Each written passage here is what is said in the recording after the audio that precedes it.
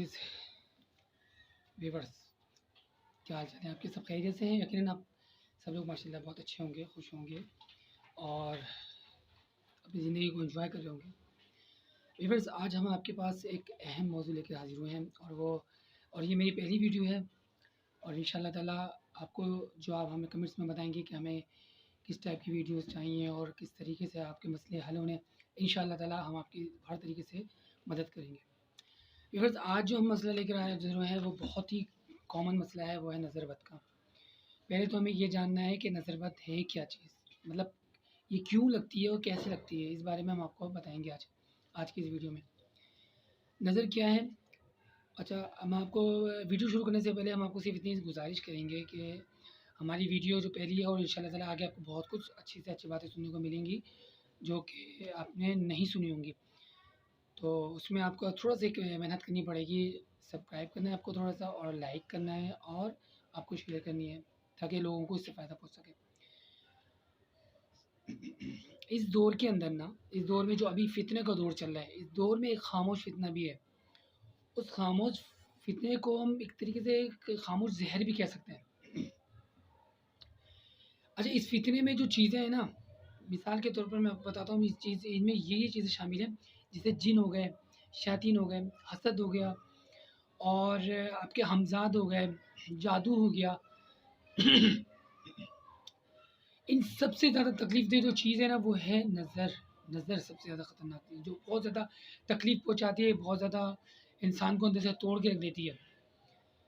नबी करीम सल्लल्लाहु अलैहि वसल्लम ने इरशाद फरमाया, हदीस का मफ़हूम है कि नज़र बद से अल्लाह की पनाह मांगो, क्योंकि व्यूअर्स नज़र बरहक है।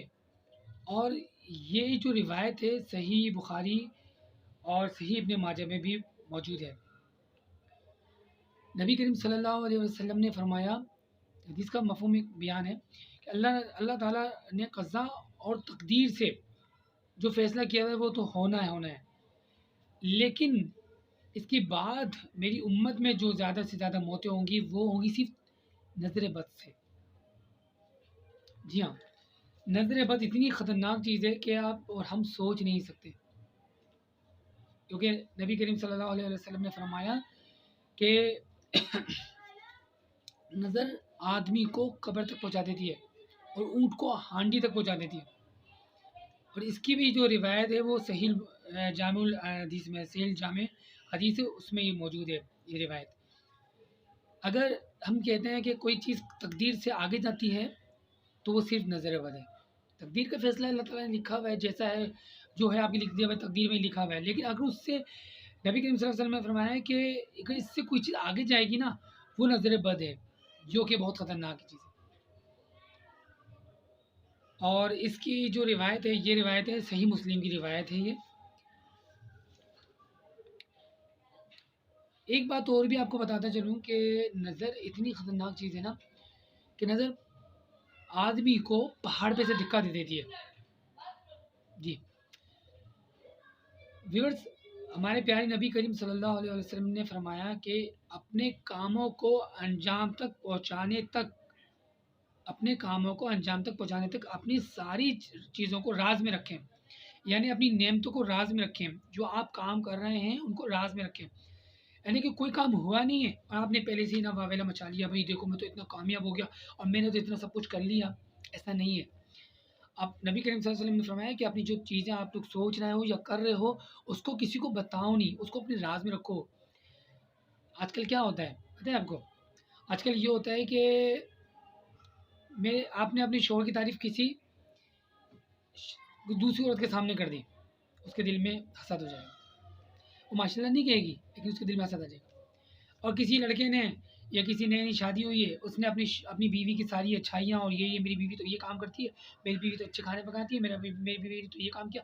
बट ये सारी चीज़ें जो है ना शामिल होती रहती है नज़र बद के अंदर, और वो नज़र बद लगती है, दिल के अंदर उसके दिल में हसद पैदा होता है, यार इतनी बीवी इतनी खूबसूरत, इतनी बीवी तो ये चीज़ है और इतने अच्छे खाना बनाती है, मेरी बीवी तो ऐसी नहीं है। तो उसके दिल में गुमान आया, शैतान ने उसके दिल में वसवसे डाले और उसके दिल में हसद के साथ साथ उसकी नज़र का एक वार उसके आपके उस पे हो गया।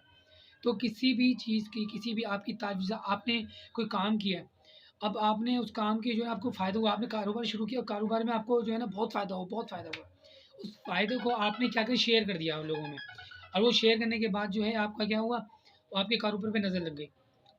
आपने बता दिया, यार मेरे तो आज ये मैंने काम किया था और मुझे जो है इसमें बड़ा फ़ायदा पहुँचा है। तो उसमें पता है नुकसान क्या हुआ आप लोगों को अंदाज़ा है? नहीं पता। मैं बताता हूँ आपको। उसका नुकसान ये हुआ कि आपके वो जो काम था ना वो रुक गया, बैंड हो गया। अब वो आगे नहीं चल पा रहा क्योंकि नज़र लग चुकी है आपको। इसके अलावा जब कभी आप अपने छोटे बच्चे होते हैं, उनकी तारीफ़ कर देते हैं और किसी के सामने कर देते हैं, मेरा बच्चा तो बहुत अच्छा है, मेरा बच्चा तो इतना हाफ़िज़ है, मेरा बच्चा तो ये कर रहा है, मेरे बच्चे ने तो आज ये काम कर दिया, मेरे बच्चे ने वो काम कर दिया। तो पता है व्यूअर्स क्या होगा नुकसान? उसको नज़र लग जाएगी। नज़र का तरीक़ा उतारने का हम आपको अगली वीडियो में इंशाअल्लाह ताला बहुत जल्द बताएँगे। आज हम आपको सिर्फ़ और सिर्फ़ नज़र का ये बता रहे हैं कि नज़र कैसे लगती है और क्यों लगती है? इसकी क्या वजूहात हैं जो आपको नज़र लगने की वजह बन जाती है?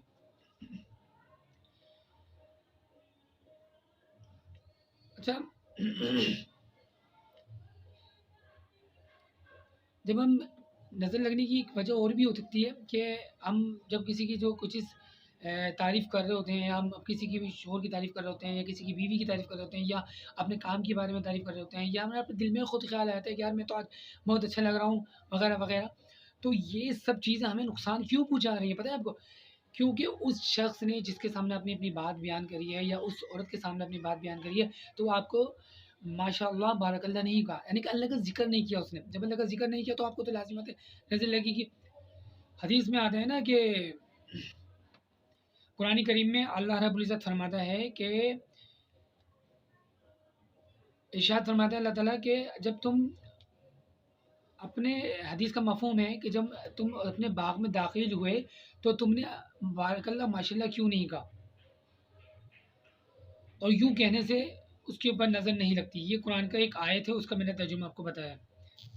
तो ला कुव्वता इल्ला बिल्लाह कहने से आपको बहुत फ़ायदा पहुँचेगा और नज़र से आप बच जाएँगे।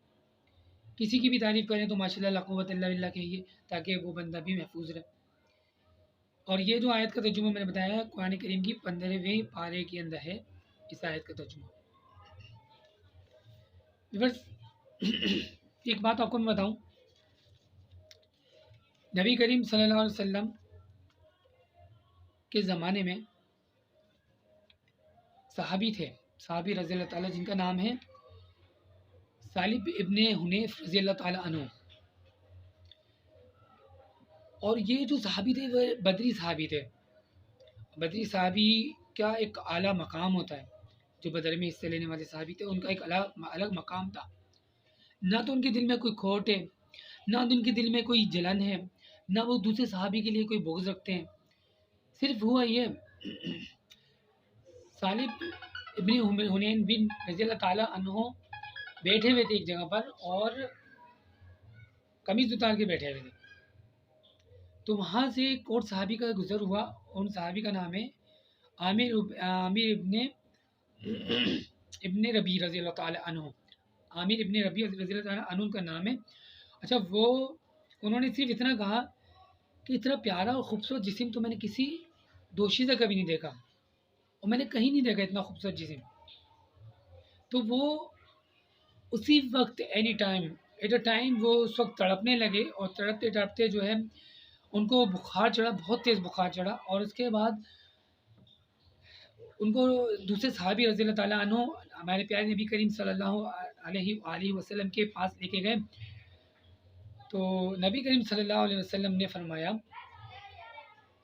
कि आप रसूल करीम रसूल करीम सल्लल्लाहु अलैहि वसल्लम फरमाया, हदीस का मफ़हूम है कि तुम्हारा जिस्म किसी ने देखा था?